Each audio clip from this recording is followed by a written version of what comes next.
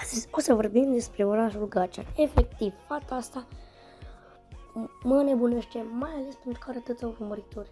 Pardon, are boți. Pentru că da, are boți. Și o să vă zic câteva chestii legate pentru că ea are boți. Unul, în primul rând, după acele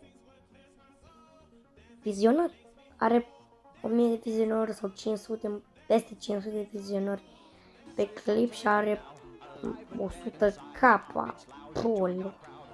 Adică eu care nici n-am 1000 și nici 1000 de like-uri, măcar în strâng, nu ca ea, are 1,2 milioane, cred că, de like-uri. Și frate, și și-a băgat boți cu bani.